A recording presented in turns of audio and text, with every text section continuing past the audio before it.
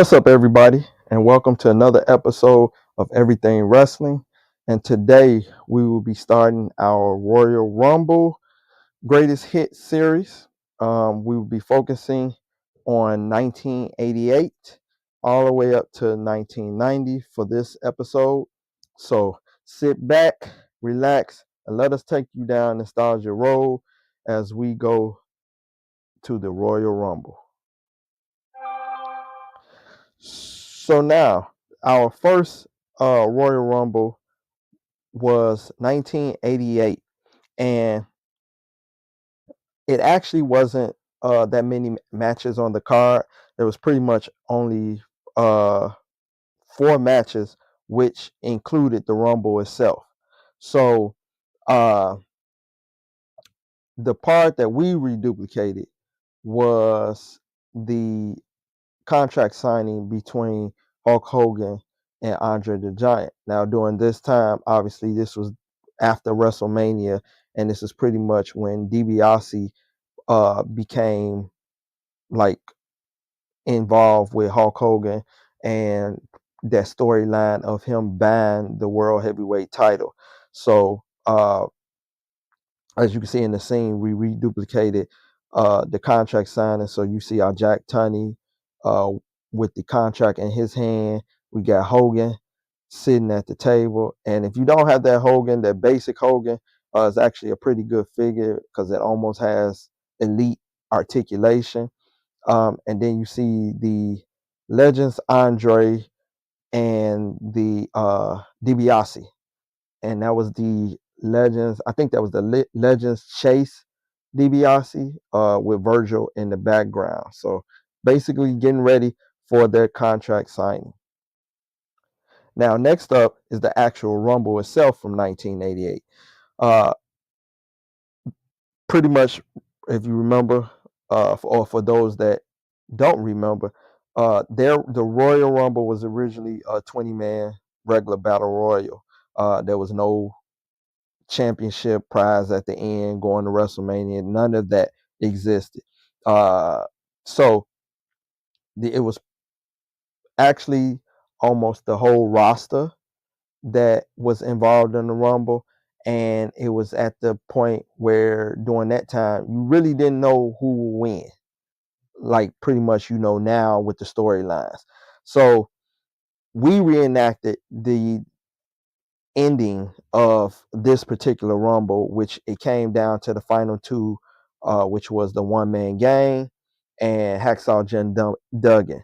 And pretty much, as you can see, Hacksaw ended up winning by pulling down the top rope, and the gang eventually will fall over. So you can see our custom One Man Gang. Hopefully, we get a legit One Man Gang uh, from Mattel, or one of the toy producers end up making one, but that's our custom One Man Gang.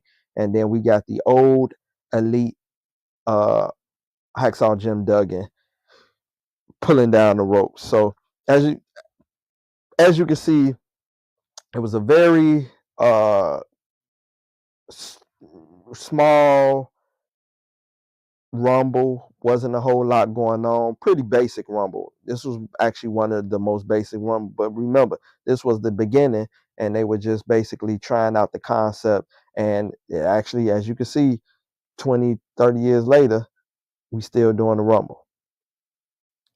Next up is the 1989 Royal Rumble, which basically had a few more matches than the other Royal Rumble. And remember that with this Royal Rumble, now we were doing a 30-man Rumble instead of the 20-man Rumble. So the part that we decided to reenact was actually, it wasn't a match. It was the pose down between Rude and Ultimate Warrior. So remember, they were building up the storyline where Rude would eventually win the Intercontinental title from Ultimate Warrior. But basically, at the Rumble, they did the pose down. So that's pretty much what we're reenacting.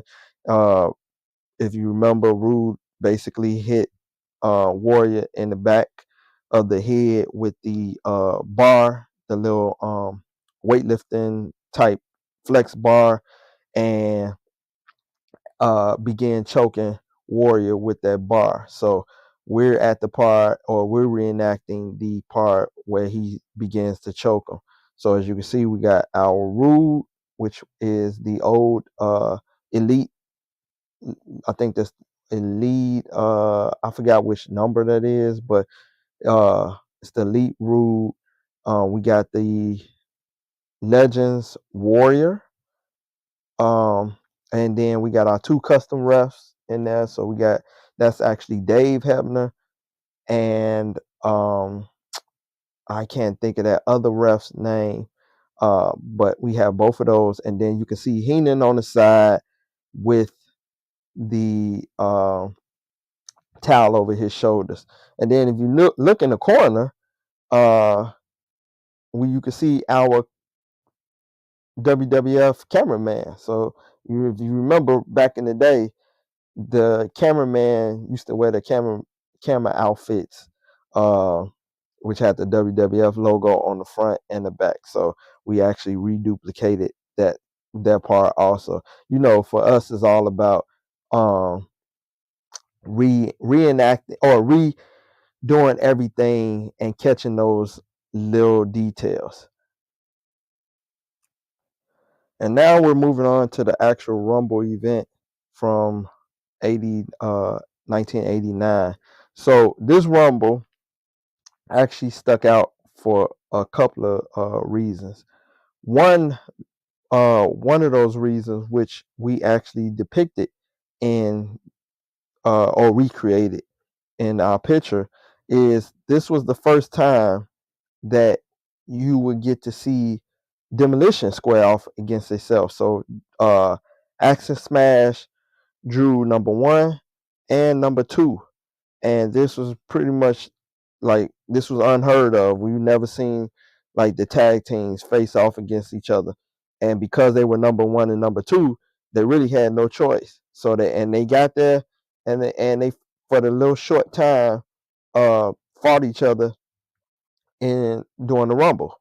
So that was one of the interesting things to see, which most people remember, that stuck out about this Rumble. So yeah, we would see Demolition beat up on each other till the bell rang and number 3 came in.